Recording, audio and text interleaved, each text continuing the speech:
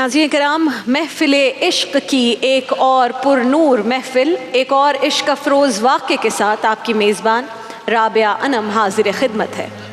اسد الغابہ کی روایت ہے ناظرین کرام کہ میدان بدر میں ابھی جنگ کا بازار گرم نہ ہوا تھا کہ ایک صحابی رسول اللہ صلی اللہ علیہ وآلہ وسلم نے بارگاہ رسالت میں عرض کی، یا رسول اللہ صلی اللہ علیہ وآلہ وسلم، کیا ہم آپ کے لیے ایک سائبان نہ بنائیں جس میں آپ تشریف فرما ہوں اور قریب ہی آپ کی سواری باندھ دی جائے، پھر ہم اسلام کے دشمنوں سے ٹکرا جائیں۔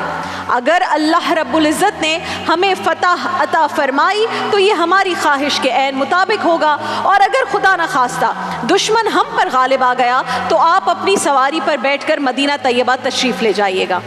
یہ سن کر آقائے دو جہاں محمد مصطفیٰ صلی اللہ علیہ وآلہ وسلم نے اپنے پیارے صحابی کے لیے تعریفی کلمات عطا فرمائے اور دعائے خیر بھی فرمائی۔ غزوہ بدر سے قبل آقائے دو جہاں محمد مصطفیٰ صلی اللہ علیہ وآلہ وسلم کو یہ مخلصانہ مشورہ دینے اور دعائے خیر پانے والے یہ جانثار صحابی سید الانصار سیدنا سعد بن معاذ رضی اللہ تعالی عنہ تھے۔ حضرت سعد بن معاذ کو بارگاہ نبوی میں ایک خاص مقام اور اہمیت حاصل تھی، جن پر صحابہ کرام ان پر رشک کیا کرتے تھے۔ کسی نے آپ سے بارگاہ رسالت میں مقبولیت کی وجہ جاننی چاہی تو آپ نے بڑی عاجزی اور انکساری کے ساتھ فرمایا کہ یوں تو میں ایک معمولی آدمی ہوں، لیکن 3 چیزوں میں جس رتبے تک پہنچنا چاہیے الحمدللہ پہنچ چکا ہوں۔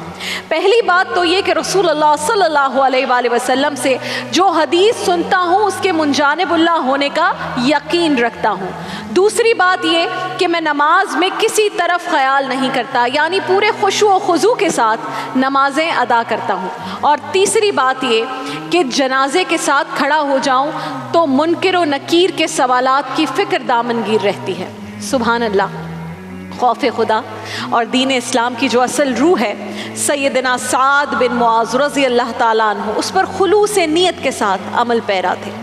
مشہور تابعی حضرت سعید بن مسیب کہتے ہیں کہ یہ وہ خصلتیں تھیں کہ جنہوں نے سعد بن معاذ کو بارگاہ نبوت میں ممتاز کر دیا تھا۔ موت پر میری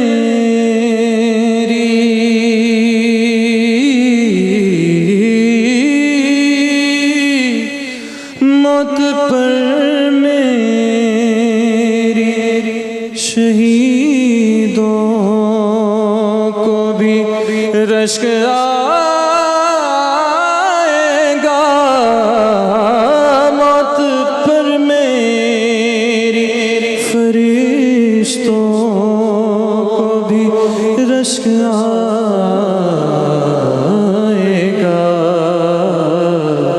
بس اپنے قدموں پیارے قدموں سونے قدموں سے لپٹ کر مجھے مر جانے دے، اپنے قدموں پیارے قدموں سے لپٹ کر مجھے مر جانے دے، موت پر بھی میرے فرشتوں کو رشک آئے گا۔ 5 ہجری میں ناظرین کرام غزوہ خندق کے موقع پر تمام صحابہ کی طرح حضرت سعد بن معاذ رضی اللہ تعالیٰ عنہ نے بھی بہادری کی، شجاعت کے جو جوہر دکھائے۔ آپ چھوٹی سی ذرا لوہے کا جو ایک جنگی لباس ہوتا ہے نا، آپ وہ پہنے، نیزہ ہاتھ میں پکڑے دشمن کی طرف بڑھ رہے تھے کہ ابن الارقا نامی ایک بدبخت نے نشانہ باندھ کر ایک تیر پھینکا آپ کی طرف، جس سے آپ کے بازو کی ایک رگ ایک وین کٹ گئی اور آپ شدید زخمی ہو گئے۔ آقائے دو جہاں محمد مصطفیٰ صلی اللہ علیہ وآلہ وسلم کو جب اپنے غلام کے زخمی ہونے کی اطلاع ملی تو آپ تڑپ اٹھے۔ آپ نے اپنے جانثار صحابی کے علاج معالجے کے لیے مسجد نبوی میں ہی ایک خیمہ نصب کروا دیا۔ اب آپ مسجد نبوی کے خیمے میں رہنے لگے، جہاں رسول اللہ صلی اللہ علیہ وآلہ وسلم روزانہ ایک روٹین بنا کر آپ کی عیادت کے لیے روزانہ ریگولرلی آیا کرتے تھے۔ رفتہ رفتہ حضرت سعد بن معاذ رضی اللہ تعالیٰ عنہ کا زخم اب بھرنے لگا تھا، طبیعت بھی بہتر ہونے لگی تھی۔ اسی دوران آپ کی ایک عجیب سی کیفیت ہو گئی۔ آپ کو تو سکون ملنا چاہیے کہ زخم بہتر ہو رہا ہے، طبیعت بہتر ہو رہی ہے، چونکہ ایک جانب شہادت کی آرزو آپ کے دل کو تڑپا رہی تھی تو دوسری طرف شوق جہاد بلندیوں کو چھو رہا تھا۔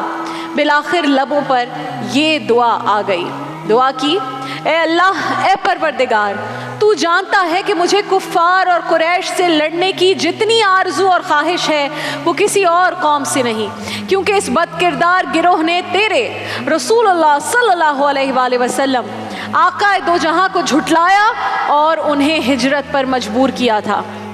دعا کرتے ہیں کہ اے مالک، اے باری تعالیٰ، اگر کفار قریش سے کوئی جنگ باقی ہے تو مجھے زندہ رکھ تاکہ میں تیری راہ میں ان کافروں سے لڑوں، اور اگر ان لوگوں سے کوئی جنگ باقی نہیں ہے تو میرے اس زخم کو پھاڑ دے اور اسی زخم میں شہادت کی موت عطا فرما دے۔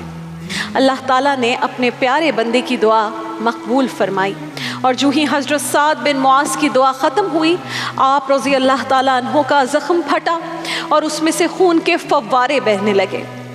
امام بخاری نے ام المومنین سیدہ عائشہ رضی اللہ تعالیٰ عنہ سے روایت بیان کی ہے کہ جب حضرت سعد بن معاذ کے زخم میں سے خون پھوٹ کر بہا تو مسجد میں بنو غفار کے بھی چند خیمے تھے، یہ دیکھ کر ان کی جانب خون بہہ کر آ رہا ہے۔ انہوں نے کہا، اے خیمے والوں، یہ کیا ہے جو تمہاری طرف آ رہا ہے؟ دیکھا تو سیدنا سعد رضی اللہ تعالیٰ عنہ کے زخم سے خون کی دھاریں رواں تھیں۔ سید العالمین محمد مصطفیٰ صلی اللہ علیہ وآلہ وسلم کو اطلاع ملتی ہے تو حضرت سعد بن معاذ رضی اللہ تعالیٰ عنہ کے خیمے میں تشریف لائے اور آپ کے سر کو اپنی گود مبارک میں رکھا اور بارگاہ الہی میں دعا کے لیے ہاتھ بلند فرمائے، یا الہی، سعد نے تیری راہ میں جہاد کیا ہے اور وہ تیرے نبی کی تصدیق کرتا ہے، میرے مالک سب سے بہتر طریقے سے ان کی روح قبض فرما۔ اب رسول اللہ کہہ رہے ہیں، اللہ سے دعا کر رہے ہیں کہ سب سے بہتر طریقے سے ان کی روح قبض فرما، اور یہ دعائیہ کلمات جو ہی حضرت سعد بن معاذ کی سماعت سے ٹکرائے تو آپ نے آنکھیں کھول دیں۔ نزا کی کیفیت ہے، لیکن عشق رسول کا ایسا غلبہ ہے کہ نقاہت طاری ہونے کے باوجود بارگاہ رسالت میں سلام پیش کر رہے ہیں، کہتے ہیں، السلام علیکہ یا رسول اللہ، السلام علیکہ یا رسول اللہ، میں گواہی دیتا ہوں کہ آپ نے رسالت کا حق ادا کر دیا۔ یہ کلمات ادا کیے اور آپ پر بے ہوشی طاری ہو گئی۔ رسول اللہ صلی اللہ علیہ وآلہ وسلم نے اپنے غلام کی یہ حالت دیکھ کر بے قرار ہو گئے اور پھر خیمے سے باہر تشریف لے گئے۔ تھوڑا ہی وقت گزرا تھا کہ حضرت سعد بن معاذ اپنے خالق حقیقی سے جا ملے۔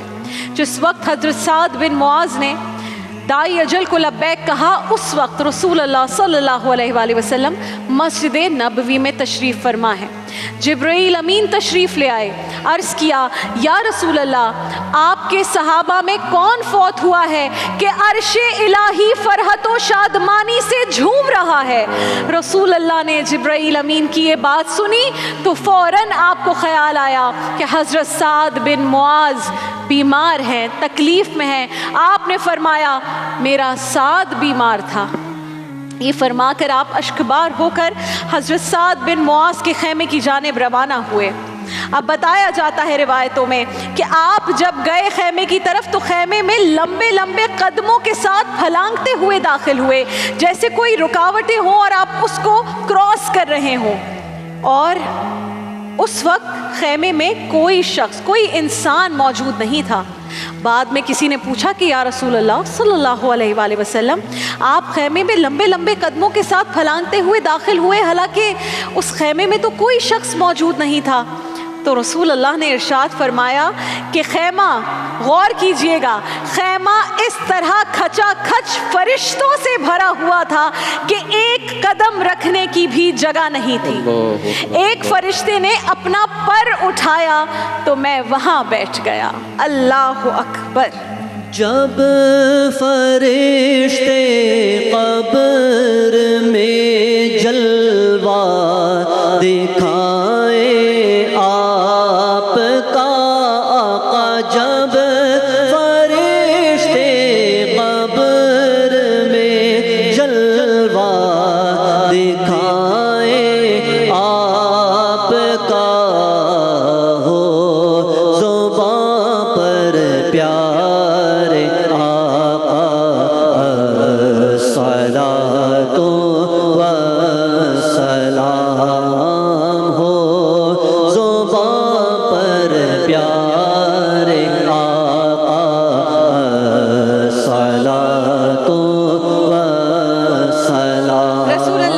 फरमाते हैं कि जिस वक्त साद बिन मुआज का इंतकाल हुआ तो अर्श इलाही खुशी से झूमने लगा।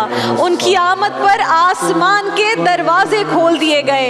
रिवायतों में है कि 70,000 फरिश्ते उनके जनाजे में शरीक हुए और जो ही उनकी रूह अर्श पर पहुंची तो फरिश्ते उनकी रूह का कर्ब पाकर खुशी से झूमने लगे। सुभान अल्लाह। अर्श पर धूमें मची वो मोमिने सालेह मिला। अर्श पर धूमें मची वो मोमिने सालेह मिला। फरिश से मातम उठे, फरिश से मातम उठे वो तैयब ताहिर गया। फरिश से मातम उठे वो तैयब ताहिर गया। साद बिन मुआज लंबा कद, भारी जिस्म, लेकिन जब जनाजा उठाया गया तो बिल्कुल हल्का फुल्का। सहाबा अर्ज करते हैं या रसूल अल्लाह सल्लल्लाहु अलैहि वसल्लम, साद के जनाजे का तो वजन ही कोई नहीं है।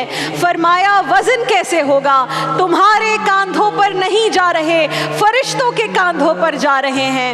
ये कौन जा रहा है? अल्लाह अकबर, अल्लाह के महबूब का मेजबान जा रहा है।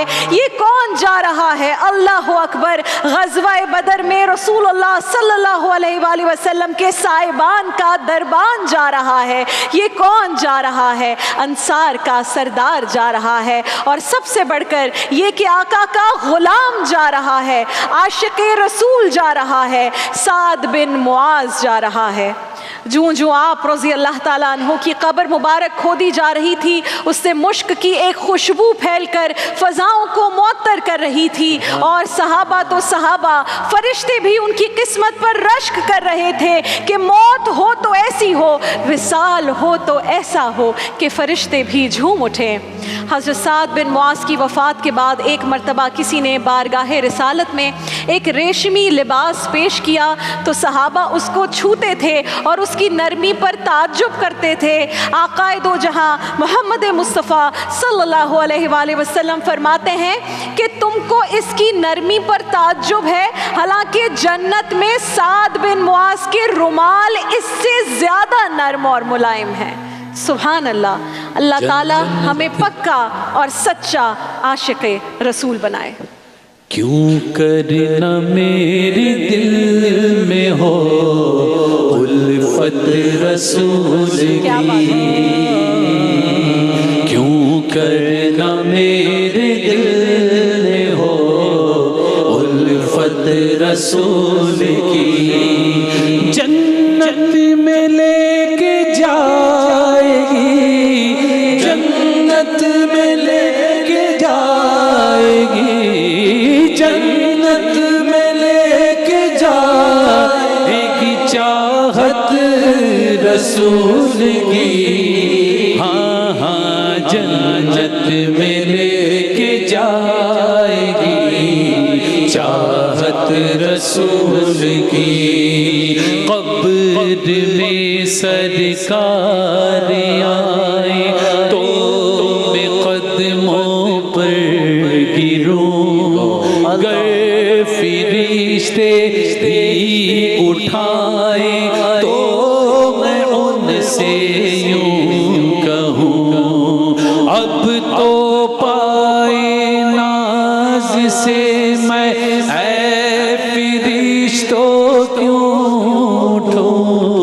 मर के पहुंचा हूँ यहाँ इस दिलरुबा के वास्ते, मर के पहुंचा हूँ यहाँ इस दिलरुबा के वास्ते। तड़पा के उनके कदमों में मुझको गिरा दे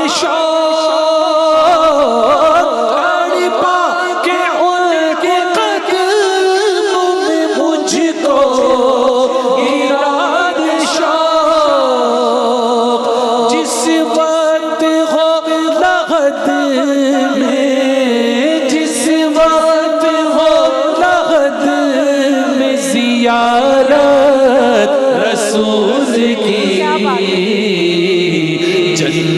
میں لے کے جائے گی چاہت رسول انشاءاللہ، کی، انشاءاللہ۔ ہم سب کو جنت میں لے کے جائے گی چاہت اور یہ محبت اور یہ عشق رسول، انشاءاللہ سب کو جنت میں لے کر جائے گا۔